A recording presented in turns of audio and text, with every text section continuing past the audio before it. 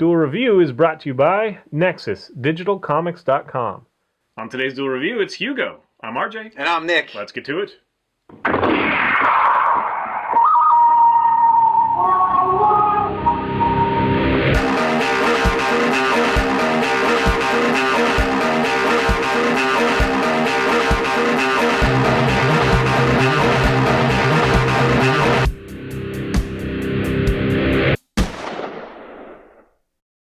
Hey everybody, today is the 14th of December, and we're taking a look at the movie Hugo. That's right, and it came out in 2011, and it's based off of a book, The Invention of Hugo Cabret, written by Brian Selznick, and that came out in 2007.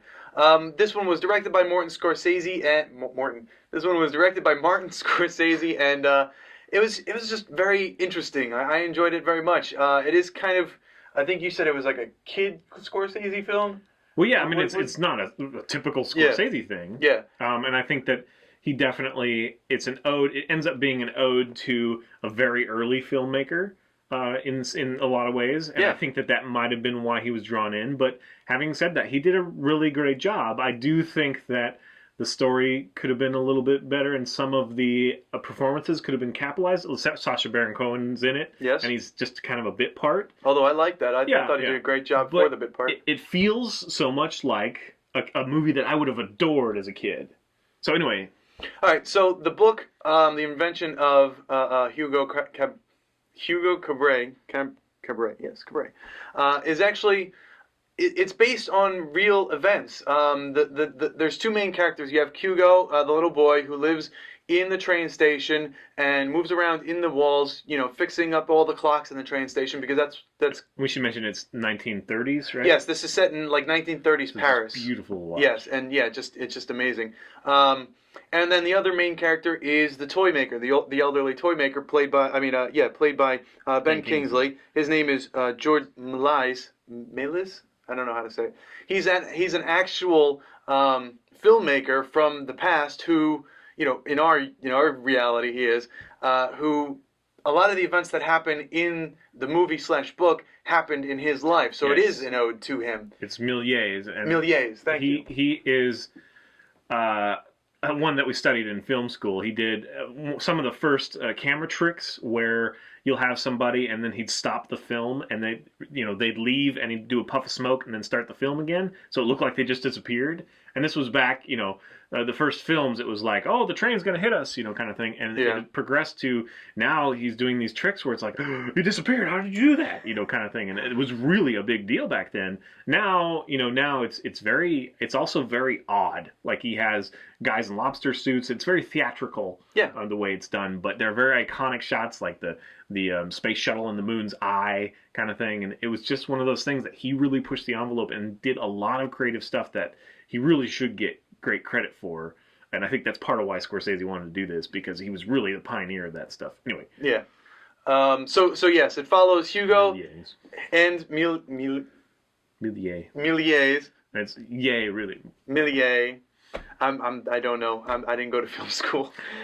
So it follows these two characters as they kind of have like this, back and forth. 1 minute Méliès or Georges. I'm just say Georges.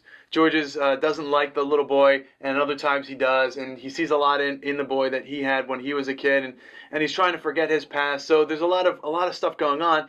In addition, there's this kind of almost other real automaton, and I say other real because it has this kind of, just whenever it's around, you feel like something magical is about to happen, and it's actually based off a real automaton that actually writes. It's pretty cool. Yeah, it is. So it's just really cool. So you have the little boy. His father has died. You learn very quickly what happened to his father. Actually, his father was played by Jude Law, and he did a pretty good job, although he was only in there for a little bit.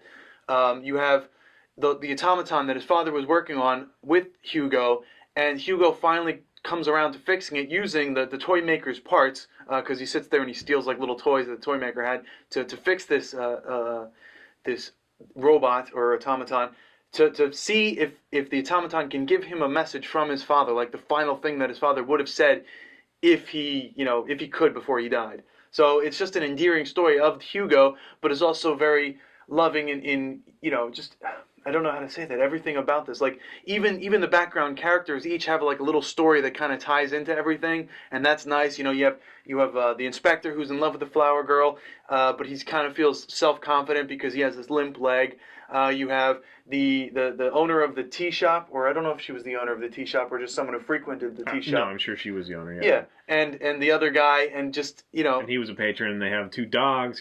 Dachshund. Well, whatever. yeah. And so yeah, there's just kind of this cute little romancy things, all around relationship stuff or whatever. All the while, we're following this boy and his adoption by was it his uncle? It was his uncle, but his uncle was a drunk, and he decided to It's essentially basically slave labor. yeah, he forced the kid. Well, he didn't really force the kid. He told the kid to work, and then any money that the kid made was his, and he just kind of ran off, and he died somewhere. But yeah, I mean, just the magic of knowing the ins and outs and like running through the walls Yeah. of this great train station, and that's just... all the clockwork, I thought it was just visually stunning. Yeah. Yeah. So yeah, the boy Hugo who did a really good job. His name is Asa Butterfield. He did a great job. And then the little girl Isabel, Chloe Grace Moritz. She was really good too. I really liked the little 2 girls together. Kingsley's character's Millier's granddaughter, right? Goddaughter. And she's actually the buffer between them. She's the mediator at first, until he kind of gets over the little boy, because the little boy is he's known to be a thief, because he does thieve. He has to survive. He steals and to he's also thieving the parts to create his thing, and he loses. Well, I guess we don't want to take give away all the story. I don't. But it's just really great, and it unfolded in a way that I didn't expect. Yeah. Because I didn't know the story of all of this. So to watch it, I thought it was going to go one way, and I really thought that there was going to be this magic in the automaton, but the magic was elsewhere. It was all around them, and it was just, I don't know, it was just stunning. Yeah, and the automaton is fun because at one moment it looks happy, one moment it looks sad. Yeah. So it's just, they did a really great job designing him, and just to see all the little clockwork parts that click into place and I like starts moving and putting the pieces in. Yeah, it's pretty awesome. So a lot of fun and very endearing. I do have this feeling though that there could have been a lot more. I don't know. I guess the more we talk about it, the more I realize that it did have an effect on me, and I did like it the way it was. But I just feel like there should have been more to it. Well, they could have capitalized more on this world they created, or there definitely could have been more with Sacha Baron Cohen's character. I think that's just because you like Sacha Baron Cohen. Actually, I don't really like him, Really? but I like him in this role. Yeah, no, I'm not a huge fan of the uncomfortable humor that he's used to doing. Well, it's not always the uncomfortable humor. He's done a lot of humor, but he's also a really great actor in the parts that he hasn't been kind of... Well, in any case, I think he did a great job. I think he had enough parts in it to sustain him and the story. And what I really liked, and this is something that I forgot to write down, is in the beginning, it's all the clockwork, running through, and then at the very end, it's all this kind of like magical, people in costumes, and it's just a complete transfer of... Maybe that's why. Maybe it feels like 2 halves of a different movie to me or something, because it switches gears so prominently into his life and his filmmaking career. Yeah, okay. I mean, I don't know. To me, it kind of slided in there nice, but yeah, I could see that. I did like it. It's a great watch. It is on Netflix right now. Go check it out. Yeah. Okay, enough said, I think. Yeah, I think so. Please subscribe on our YouTube channel and watch our great playlists. Game Lab's been a lot of fun. Yes, it has. And please leave comments. We love comments. And you can help support us by buying our wares at spiderwolf.com. Yes, please. T-shirts, a card game, art prints, short stories, and more. See ya. Yay! See you later. Bye! We start off next week with a look at Spider-Man.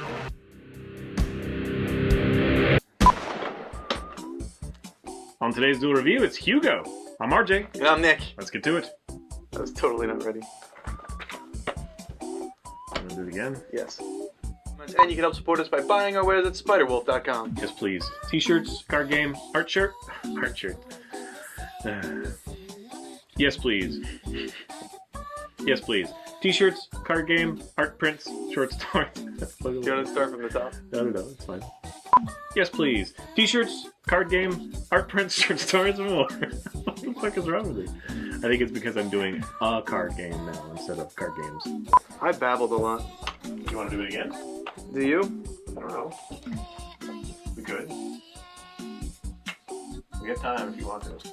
Well, how do you think it was? Because I don't know. I wasn't really listening. I just really Okay. recognized that I babbled. That I was drooling on. You kind of always babble. I do. I'm a babbler. That's what I do when I talk.